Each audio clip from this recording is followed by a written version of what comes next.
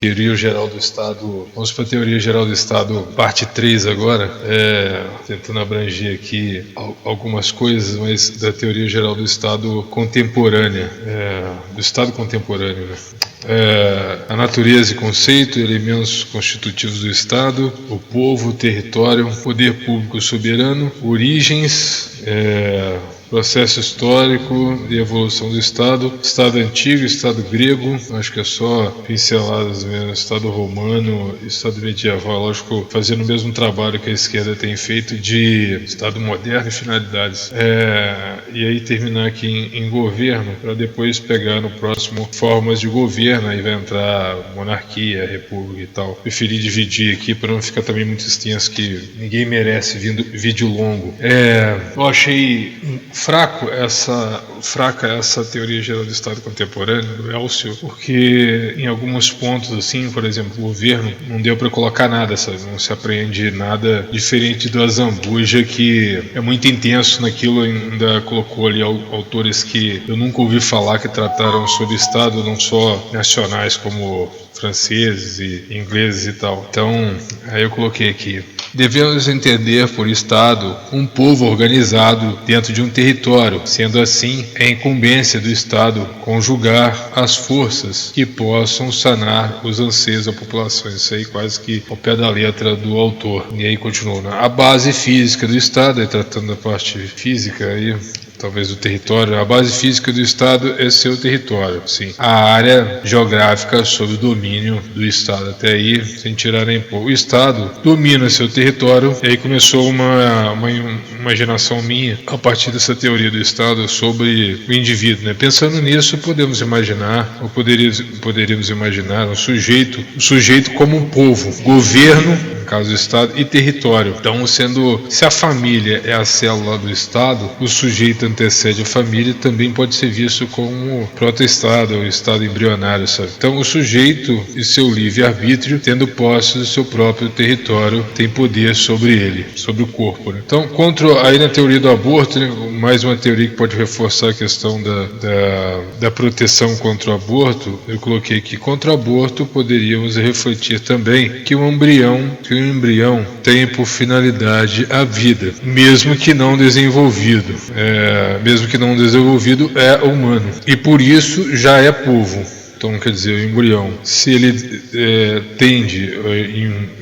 embrião em ato tende em potência a ser um humano, e todo humano logo tende a ser povo, o humano em ato é povo em potência, que vai se agrupar e aí vai fazer parte de uma grande massa que define o povo. Então logo esse embrião, já que é humano, também é povo, mesmo em sua fase diminuta, sendo povo ainda primitivo, né, embrionário, ou protopovo, o que seja. É também território, pois o primeiro território é o nosso corpo, nossos membros governados pelo intelecto. E aí os nossos membros estão todo o corpo e todo o território, então, que é o corpo governado pela razão, que é o intelecto. Então nós temos aí a descrição de um Estado já, sabe? E aí eu vou mais o intelecto, mesmo não desenvolvido, é o Estado, é o governo. Por isso, quando matamos o embrião, nós matamos a célula de toda a sociedade, matamos a menor partícula de um povo, partícula sem a qual nada que conhecemos por civilização seria possível. O primeiro tipo de Estado documentado, e aí mais adiante, né, que se tem ideia, foi o Estado tribal, nômade, e aí governado, né? Geralmente governado aí pelo ancião, por um xamã, eles chamam de mistagogo, né? Seria tipo uma espécie de um mentor. E a religião reinava nesse tipo de Estado. Por isso que as pessoas tentam apartar a religião do Estado, mas ela os Estados nasceram da religião, sabe? Sempre foram teocráticos em alguma medida, né? E aí iniciaram teocráticos, depois no medieval se aproximaram de novo e depois se apartaram de novo na moderna, né? Na modernidade. A religião legitimava o exercício da autoridade. O chefe religioso era também o chefe do Estado. Então, o Estado grego, e agora falando do Estado grego, dava-se por meio de cidades-estados ou polis. O seu governo não era feito por religiosos, mas sim por um rei chamado de Basileu, o soberano, né? Um tipo de imperador hoje em dia. É só uma pincelada básica, é claro que, né? E aí você tem o Estado romano, formado por núcleos populacionais, comparados, próximos e assemelhados aos núcleos gregos, porém com nomenclatura distinta, né? Da polis, ou polis grega, suas cidades tinham por nome civitas, por isso Estado civil e esse uso do cidadão e tal. A cultura é administrada pelo direito organizado, ou seja, ao contrário. O direito organizado teve início, então, nessa cultura, na cultura romana, que ele foi mais desenvolvido, né? O Estado romano, diferente do grego, deu oportunidade a outras formas de governo, como a monarquia, a república e o império. E é difícil distinguir, só para ter ideia, monarquia de império. O Estado romano também é conhecido por seu governo de ação militar. Aí teve as grandes expansões, né, em ações militares aí, de forma mais efetiva. E aí o Estado medieval, agora o Estado medieval é o que mais se assemelha ao Estado socialista. E aí agora na minha concepção, e aí a analogia que eu resolvi fazer, pois ambas as sociedades são divididas em castas, em classes fixas.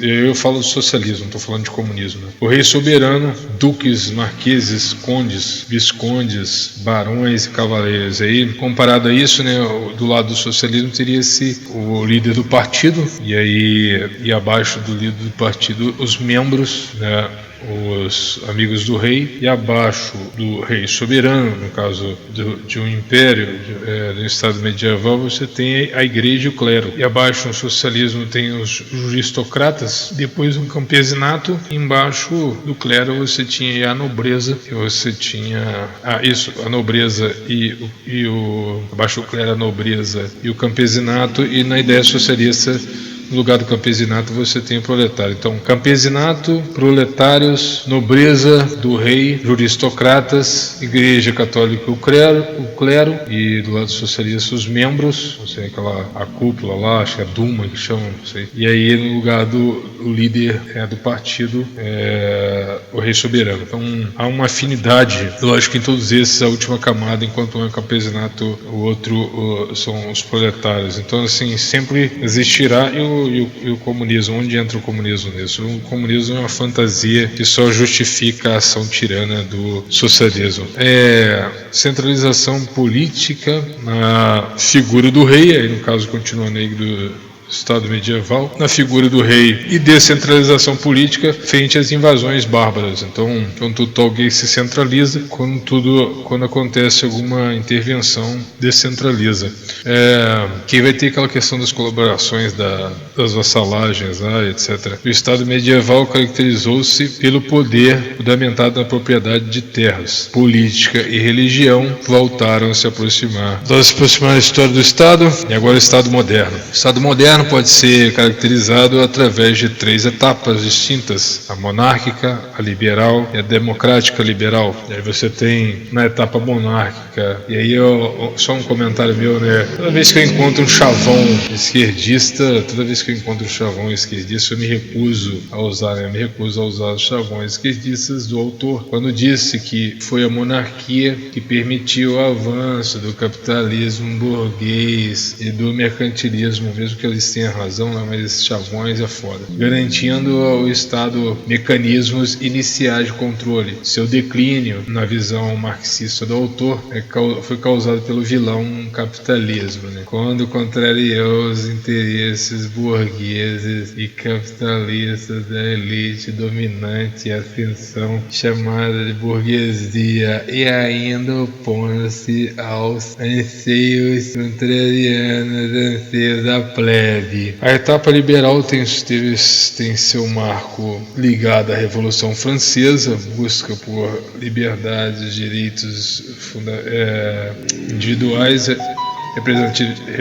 representatividade do povo, mas essa ruptura com o Estado antigo deu base a pensamentos revolucionários, agora observação minha, né? Entre eles o socialismo, que chegou a matar mais de 100 milhões em sua totalidade, fora os abusos, prisões, torturas, expurgos e fome. O Estado moderno nasceu pensando em liberdade e vive para alimentar utopias. Essas utopias, essas ideologias, né, têm aí banalizado insistentemente recentemente a palavra democracia. E aí, para finalizar, o Estado atual, o Estado não está ligado ao bem do povo, está ligado ao poder e desejo de perpetuação no poder. Por isso, o anseio pela demonização do adversário. Um Estado com anseios socialistas nunca está pelo povo, ele tem vontades próprias, ele segue uma cartilha supremacista que cala e sufoca as individualidades. O povo, como microestado, do povo, não como microestado, o povo, então, retorna à sua função de vassalo da realeza burocrática e bolchevista. Agora,